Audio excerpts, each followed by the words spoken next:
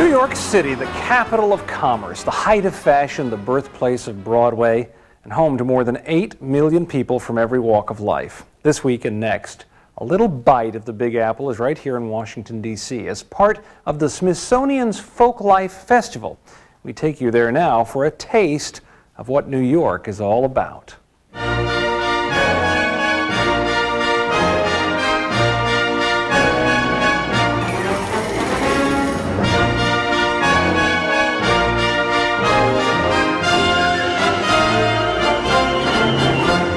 We are celebrating New York City, which is, of course, the global city, the principal city of our time, as it has been for times in the past, the place where the entire world comes together. Well, we moved selected elements of New York to Washington for these 2 weeks of the festival. And what we looked for were trades and occupations and neighborhoods and people who are typical of New York City. 8-9 years ago, I felt bored driving the bus. So what I did was I hung out in Barnes & Noble on the weekend, and I started getting all kinds of information about New York City. So I perfected a repertoire of trivia and comedy.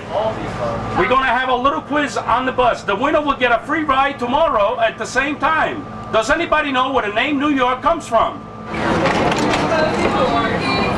I'm hoping that people that come here get a chance to touch things they've always wanted to touch. They want to pull the cord, they want to go in the cab, they want to touch things.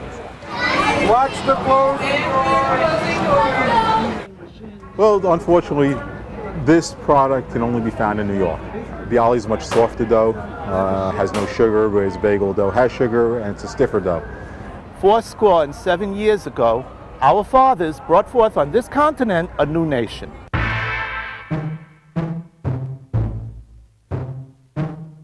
It's kind of strange that the art form was, invented, sort of founded and nourished in New York City and sort of like its birthplace, but it's, recognized throughout the entire world, like all over Europe, and, but in its birthplace in New York City, it's sort of not given its full right yet. So, I guess we're the first company of its kind, so one of the things that we're trying to do is open as many doors as possible and show people that it's a viable art form.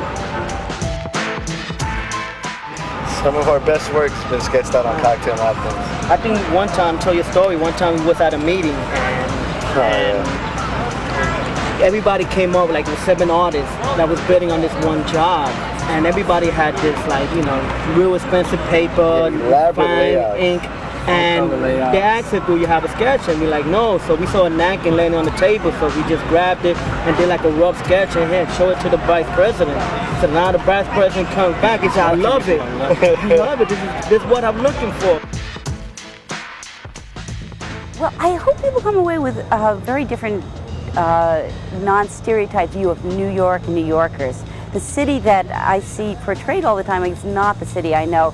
And while people can be brusque in any big city, I find New Yorkers just a kind of wonderful, very interesting collection of people. I mean, New York really gets the best of the world's population. Remember when Tony the bus driver asked where the name New York comes from? Well, in fact, it was named in 1664 when the English Duke of York seized the city from the Dutch.